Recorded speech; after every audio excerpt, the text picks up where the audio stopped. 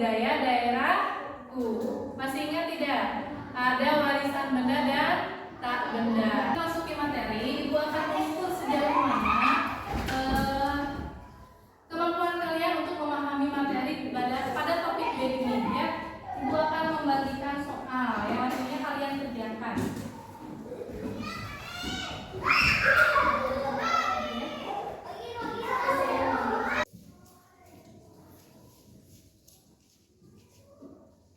Kita membahas mengenai warisan budaya benda dan tak benda.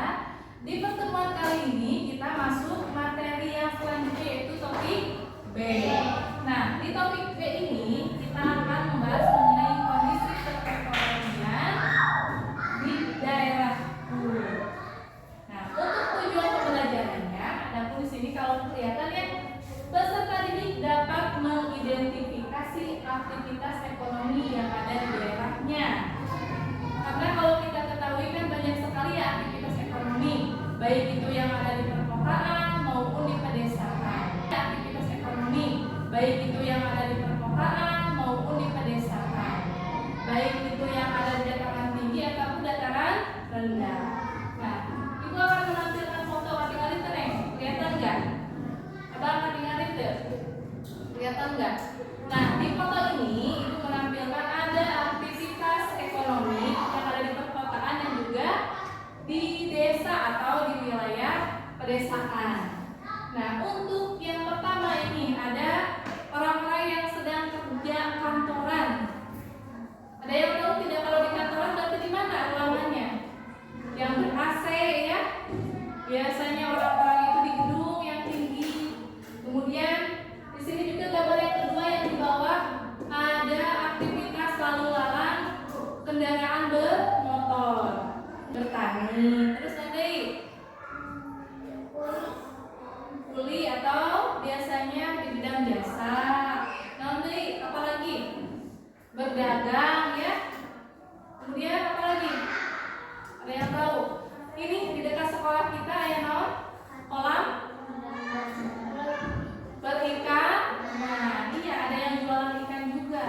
Selain tadi di pedesaan itu atau di wilayah yang dekat dengan pegunungan, biasanya masyarakatnya itu kebanyakan bertani, kemudian beternak.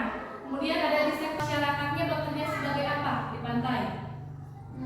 Nelayan. Betul, apalagi?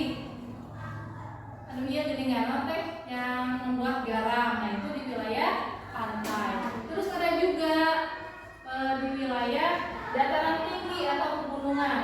Kalau dataran tinggi atau pegunungan itu biasanya sebagian besar masyarakat di sektor pertanian dan juga apa? Perkebunan. Ada di bidang pertanian dan juga perkebunan. Kemudian yang ketiga ada dataran rendah. Nah, kalau dataran rendah ini sebagian besar wilayahnya biasanya di perkotaan. Aktivitasnya juga sebagian besar masyarakatnya pasti bekerja di wilayah seperti kantoran, kemudian di gedung-gedung yang tinggi, dan juga biasanya kalau di dataran rendah ini menjadi pusat ekonomi ya, pusat pertukaran antara konsumen juga produsen. Nah, ini untuk aktivitas ekonomi disebabkan oleh kondisi geografis. Yang tadi aktivitas ekonomi ada 8 ya. Kemudian yang barusan kondisi geografis ada 3, wilayah pantai ya, dataran tinggi dan dataran rendah. Kemudian sumber daya dan jenis aktivitas ekonomi. Nah, kalau ini mah gampang ya. Kalau sumber daya itu ada 2, sumber daya alam dan sumber daya manusia. Upami sumber daya alam disediakan langsung dari alam ya. Tadi seperti bahan-bahan, misalkan kapas, kemudian kayu, kemudian bahan baku seperti misalnya tadi ada perkebunan ini ya, pisang misalnya dia diambil dari alam pisangnya, kemudian dikelola atau diolah. Nanti yang mengolahnya itu melalui sumber daya manusia. Jadi manusia yang mengolahnya. Manusia tadi sudah Ibu sampaikan materinya mengenai topik B. Nah, Ibu akan memberikan tugas secara berkelompok ya, nanti ada LKPD yang harus kalian isi. Setiap kelompok harus mengisi, terus nanti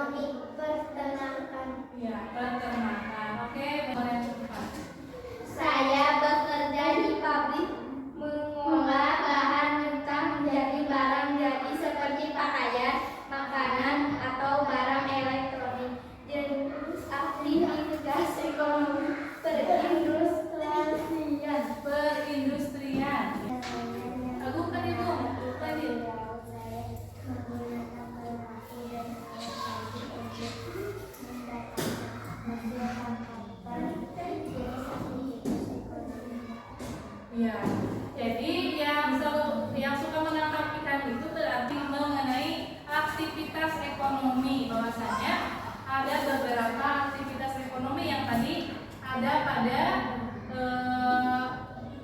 lembar yang sudah Ibu berikan. Nah, untuk selanjutnya Ibu akan memberikan tugas.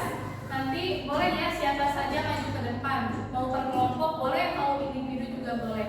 Nanti kalian ditugaskan untuk menempelkan apakah ini aktivitas yang diakibatkan oleh kondisi geografis. Nah, Yang mana? Ya. aduh, Yang ini.